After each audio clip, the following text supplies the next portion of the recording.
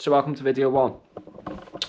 As a little introduction, this channel is going to be one that I intend to use to document everything fitness related, as well as just business and life in general. I am a 24-year-old coming from Liverpool who wants to essentially make fitness a full-time gig at some point during my lifespan.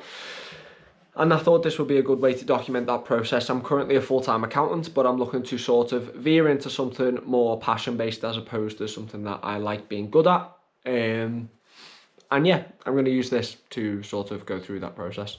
How it's going to look exactly, I don't yet know. I'm definitely going to stick to a more raw and like natural feel as opposed to sort of looking to go through mad edits and all of the next thing. But I'm going to document everything that I do in terms of what I eat, what I train, the way I go about life. If we've got a day off, I'll take you around with me and Beck, who, if you don't know, is my partner. The first series, the first sort of task that we're going to go through is going to be the sub-hour Hyrox Open. Now, I've said sub-hour, but I'm kind of looking at more like 57, 58. If I can do that, we'll soon see. After spending the last couple of months looking at 100 milers and stuff like that, I've kind of ticked that box off now, so it's time to move season, focus on strength and speed, and looking at building through the Hyrox season and sort of really putting all my eggs in that basket for the next couple of months and just see what happens. For now, I'm starting with just training like 4 to 5 times a week in the gym, and then 3 runs. We're going to add in little 15-minute AMRAPs or workouts at the end to try and tickle and build back into that fitness and get my baseline back. So today is going to be a training day. It's going to be a work from home day, so it's going to show what it actually looks like when I'm supersetting training with work, how that looks. We're going to head down to Beck's auntie's tonight for a little cousin's birthday. And just follow along, really. I don't really know how this video is going to go, but we're going to roll with it. I'm going to put it out, even if it's a bit shit, because the first one's going to be. But anyway, we're going to go and get breakfast, so let's do that.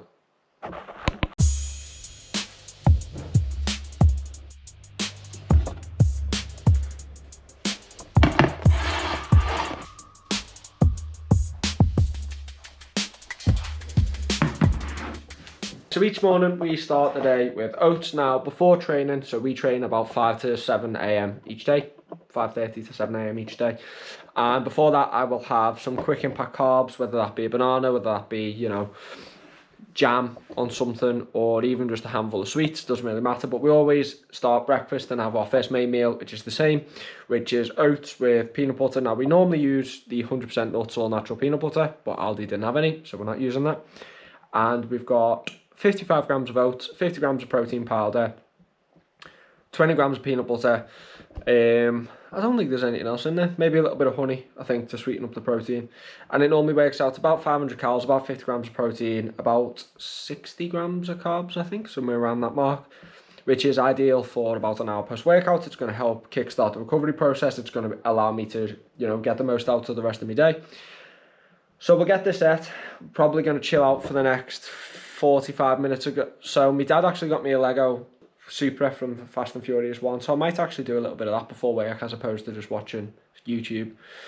And then we will go upstairs, go into the office, start the work day. There won't be too much I can show you there for client confidentiality purposes, but I'll give you a brief rundown around how the day looks and then how we structure that, how we use lunch to sort of clean the house, get out, get some steps.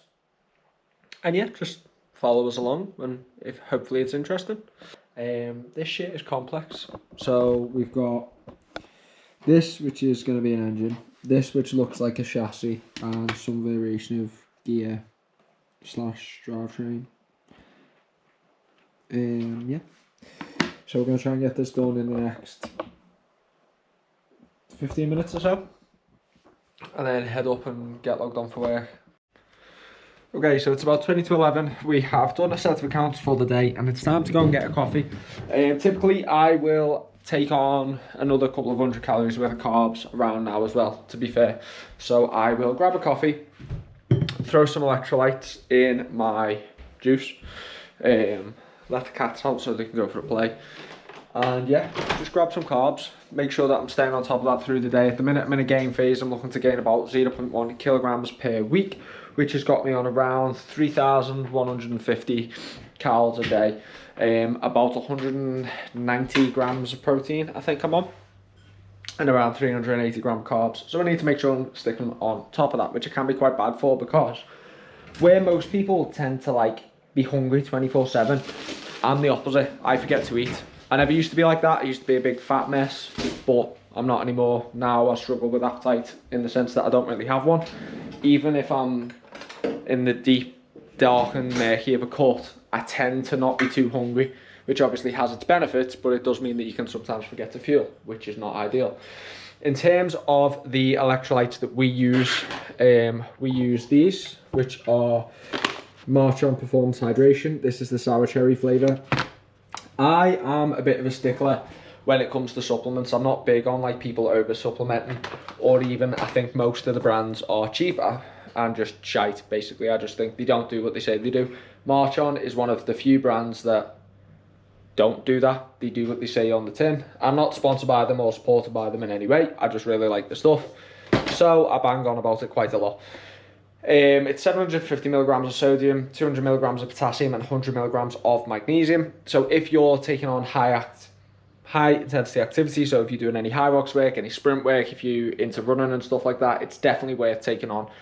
Do you need it on a day where you're not doing those things? Probably not. I mean, you can do. There's nothing wrong with that, but yeah, I personally don't unless I've got a heavy training day.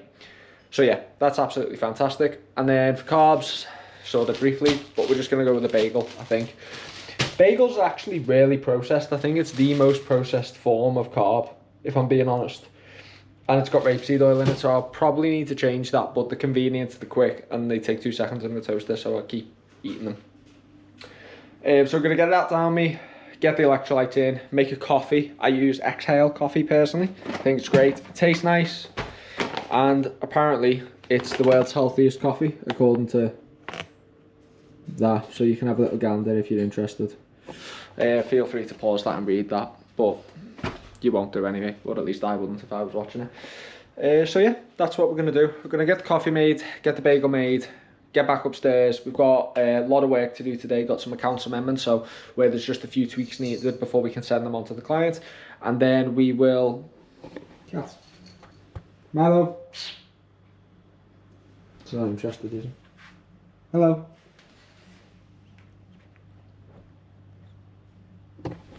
He's not seen that yet, so I thought I'd see how he interacts with it. Yeah, we'll get some more work done, and then there's some cleaning up to do because I've come in from the gym, just kicked my shoes off in there, and yeah, I just want the house to look tidy. Then we'll go for a walk, so I'll catch up with you there.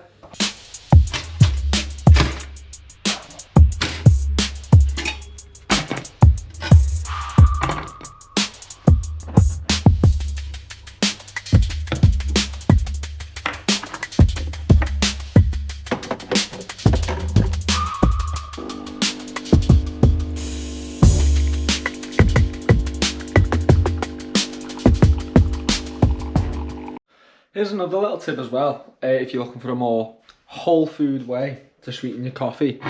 I do it this way, don't know if anyone else does this. I will froth the milk, as you can see here, pull out the espresso, but then I'll use honey to sweeten the coffee. So we're not talking loads, we're talking like, I don't know, probably 5 to 7 grams I'd say. So I'll just squeeze that in there, not much at all. Pour the froth milk into the espresso, and it just gives it a little bit of extra sweetness, as opposed to using something artificial like sucralose sweetener, or obviously granulated sugar, or these bad boys, which is our Hostin syrups for when we have people around who want more than just coffee and milk. But I don't tend to see people do that a lot, and it actually tastes really nice. It's really easy, and it's, as I say, it's a whole food alternative to a slightly sweeter brew. So there you go. That could be of service if you think. I'm so awkward with this still. I just can't get used to talking to a little black brick on a stick. But yeah, so I'm gonna finish making my coffee, run upstairs, do some VAT returns, reply to some client emails, do some account amendments, and then we'll get this house cleaned and get up for a walk. It is now about lunchtime. Just warmed up food in the microwave. I eat quite a basic diet, I'm not gonna lie. It's whole food based, it works for me. It's really simple, and I eat the same things almost every day. But for the purpose of today's video, I thought I'd show you. So we have beef mince, spinach, and rice with a little bit of sweet chili sauce. Got about 75 grams of boiled rice. 75 grams of boiled white rice. A big handful of spinach that's currently dug under there, and then 250 grams of 20% beef mince. Now I use a high percent fat mince purely because having that high concentration of fats in your diet is going to be better off for hormone production for men specifically. So it's something I want to keep on top of, especially coming from red meats. So yeah, that's why I do that. And that's the same every day. It's easy proteins, it's easy carbs, easy fats, goes down nice, tastes good, it's convenient, it takes 10 minutes to prep, and you can prep 2 days at a time.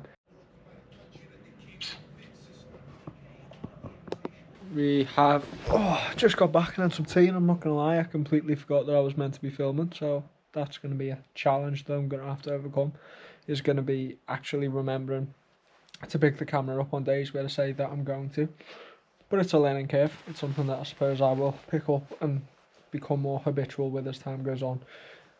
But yeah, that's going to close out the first video. I don't know how good it is. I may come to the editing process of this and decide to scrap the whole thing and start again. But it's repetitions, it's practice, it's doing the awkward first interactions that then later down the line mean that I'm more comfortable in front of a camera, which is going to be useful if I intend on building a community around this whole fitness thing, which is going to be the plan. And essentially what my thought process is when you look at the best brands in fitness, when you look at Pure Sport, when you look at BPN, when you look at Represent, when you look at March On, when you look at all of those things, there's one key point of commonality, and that is community. That is that the focus of the business is in fixing a problem that the founder has, whether that be clothes that they like, supplements that they're willing to use and are of good quality, or whether that be, you know, programs, whatever, any aspect. But when you look past that first initial point, the second key pillar tends to be community. It tends to be getting the involvement of the people within the industry and the people that they're looking to sell to, their niche. And that's the bit that I like, I think. I think what I find is I like the idea of the run clubs, the classes, the lifting, the big arenas full of people where you can hold seminars and help people get better at a skill that they want to pursue, and long term hold like events and just get people into fitness and sort of develop that fitness in all of those people, and give people who are really serious about training, not just going to the gym, a place of commonality, a place where everyone feels the same way, everyone thinks the same way, everyone's equally as disciplined as the person next to them. And I think if I could build something like that and look to grow something of substance as opposed to just something that is designed to make money and make sales, I think that'd be really good. And I think documenting the process will be beneficial for me to look back on in years to come, and also a sort of gaining exposure and adding a bit of credibility and trust to the brand, I think, as the brand becomes a thing. So my intention with the channel is to do 2 sort of parallel series, which could mean either alternating episodes bi-weekly or 1 episode of each series per week. I don't know what that's going to look like yet. The latter would hold more accountability for me, but the former would be less work and potentially more realistic, whilst I'm still studying AET and trying to progress my accounting career as well. So we'll see on that. But I'm thinking do a road to Manchester High Rocks and sort of one series continuously that pushes towards whatever my task is at the time. So now High Rocks and Ultras again next year, potentially, or look at like some strength stuff or a game phase. And then next to that, have a long sort of never ending series of building the brand or building the business, which I think could be good as well. So we'll see. We'll see how that pans out over time. But yeah, this will be the end of the first video, as good or naff as it may be. And I'll catch you in the... Oh, don't forget to do all that YouTube stuff as well. Like, subscribe, comment. And I'll catch you all in the next one.